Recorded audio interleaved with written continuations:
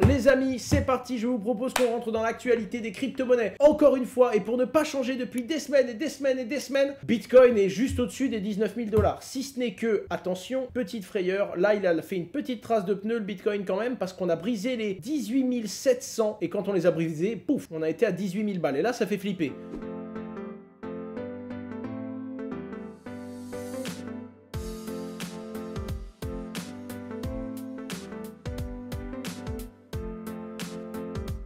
C'était juste avant l'annonce des chiffres de l'inflation. L'inflation a été annoncée, c'est descendu encore plus bas. Évidemment, les gens ont eu peur. Je vous rappelle que les marchés du monde traditionnel sont encore corrélés aux cryptos. Mais très vite après, piouf, ça a repris beaucoup de valeur et on a un Bitcoin qui a récupéré 2000 $ en très très peu de temps. Google avance de plus en plus et dès 2023, on pourra payer Google Cloud en crypto-monnaie. Ils prennent énormément de décisions dans ce sens-là, hein. Évidemment, Google Play qui ouvre ses portes, c'est quand même costaud, hein. Pouvoir payer sur Google Play, c'est l'application, enfin c'est l'Apple Store de Google, hein. C'est assez violent et je pense que ça va vraiment démocratiser l'écosystème parce qu'il va y avoir des flux qui vont passer par là-bas. À côté de ça, le protocole NIR qui avait fait son partenariat avec Google, non franchement c'est du lourd. C'est du lourd, ça avance et globalement c'est pas fini. On a également Google qui passe les adresses Ethereum à la loupe. Bon déjà vous le savez, il y a l'outil qui permet d'avoir le prix de l'Ether sur Google. On a également ça, alors ça je l'ai pas vu moi encore, hein. Je sais pas vous, ça doit être Google Search. Moi j'ai mis une adresse tout à l'heure et c'est pas ce que j'ai vu. Je souhaite d'ailleurs que ce soit votre adresse, hein, qu'on ait sous les yeux, je l'espère beaucoup. Bref, en attendant voilà, on sait que Google ne s'en cache plus. Le Portugal, qui offrait 0% d'impôt sur les crypto-monnaies, a naturellement changé son fusil d'épaule et c'était attendu. Ce n'est plus un paradis fiscal des crypto-monnaies puisque maintenant le Portugal prélèvera 28% de votre plus-value sur les crypto-monnaies. Et c'était le bon sens, c'est ça qu'il fallait faire. C'est normal qu'un pays prenne de l'impôt sur la plus-value. Mais là où beaucoup de génies ont été au Portugal pendant quelques années, notamment les débuts de la crypto-monnaie, bah nous on était dès le jour 1 très hostile à ça. Et c'est dommage, là maintenant la plupart des pays vont commencer à mettre je pense des impôts là-dessus parce que ça représente des volumes, c'est important. Mais je pense qu'ils l'ont fait dans le bon ordre, c'est-à-dire au début être très amical et maintenant petit à petit durcir la police, alors que la plupart des pays le font, tout simplement. Sauf si elles ont plus d'1 an. Depuis moins d'1 an, pardon, bien vu. Donc si elles sont détenues depuis plus d'1 an, ça reste quand même 0%. Bah tu vois, tu as bien fait de me reprendre, merci à toi. La crypto Ether déflationniste depuis le passage. Alors on le savait, hein, ça devait diviser par 10 l'inflation d'Ether, mais on le sait également, quand il y a trop de frais de transaction, que le réseau est surchargé, on va augmenter le nombre d'Ether brûlés dans les transactions, ça fait de la déflation et ça décourage les gens, en fait, ça décourage la surenchère. Le mec qui dit ouais, faut payer 2 € pour passer instantanément, je paye 2,30 € pour être encore plus vite. Et le fait que tu te retrouves avec des transactions à 130 € et que t'as des bonhommes qui peuvent même plus envoyer leur crypto. Je crois que c'est Journal du Coin qui l'a montré, c'est incroyable les gars, ce site est une bombe. Regardez-moi ça, Ether est globalement déflationniste. Alors là, sur une journée très léger, sur 1 heure aussi, sur 5 minutes non, mais on s'en fiche, c'est plutôt sur un mois où il est presque déflationniste en fait, hein. Voilà. Et sur 1 an, on a perdu de la supply. Là, vous voyez, c'est l'ultrasound, hein, c'est dès qu'il y a trop de frais, ça commence à brûler des Ethers, donc ça devient déflationniste, et naturellement, comme ça brûle des Ethers, les transactions deviennent plus chères, les gens arrêtent d'en faire, ça diminue, et ça repasse dans une limite qui est plutôt bien contrôlée. Je trouve ça vraiment cool. Regardez, ça, c'est depuis le merge, il y a 7000 nouveaux Ethers. Regardez le nombre d'Ethers qu'il y aurait eu si on était resté en Proof of Work.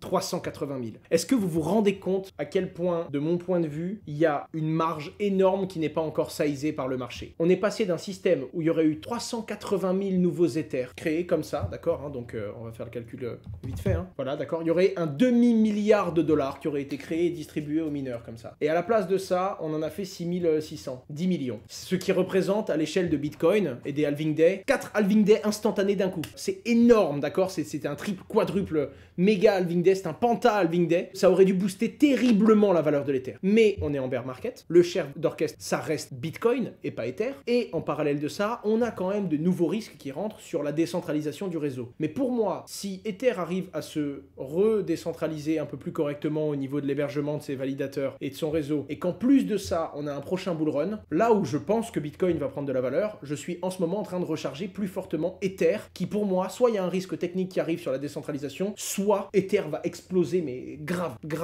Ce nouveau modèle déflationniste est une bombe. Et on a également des questions du coup sur la centralisation sur Ether, notamment sur la façon dont c'est décentralisé et la façon dont le réseau est contrôlé depuis son passage à The Merge. L'OFAC, l'Office of Foreign Asset Control, d'accord, qui bosse directement avec le Trésor américain, proposerait des recommandations sur le MV Boost et ceux qui le suivent, le MEV Boost, font qu'il y a naturellement des transactions qui respectent en fait des transactions compliant ou non, et il y a presque 50% des transactions qui apparemment seraient influencées par ça. Enfin bref, bref, c'est pour ça qu'Ether fait peur. Sinon, pour moi, c'est la dernière barrière à ce que sa valeur s'envole. Et puis le marché également. Hein. Crypto.com qui, comme Binance, s'installe en France et investit 150 millions d'euros. Beaucoup de gens me demandent pourquoi la France. La réponse est assez simple, parce que quand tu es en France et que tu arrives à être régulé en France, tu te retrouves dans une situation où la France, c'est un peu un passeport européen. C'est tellement dur d'être régulé ici. Quand tu es régulé, tu es régulé dans toute l'Europe. Et naturellement, avec Mika et tout ce qui est arrivé, globalement, la France, c'est vraiment une target.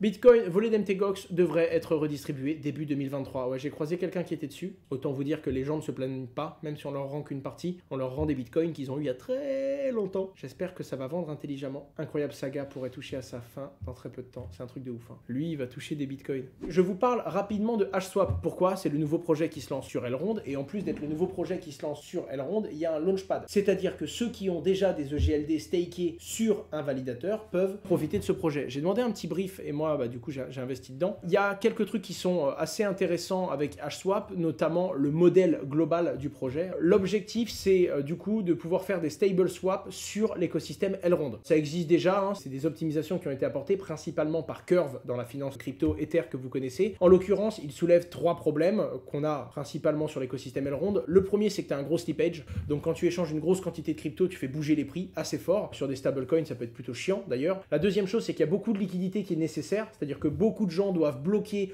leur crypto-monnaie pour pouvoir justement faire des échanges. Là, ça permet d'améliorer ça en limitant la crypto que vous allez devoir bloquer. Et la dernière chose, c'est que tu as du token inflation.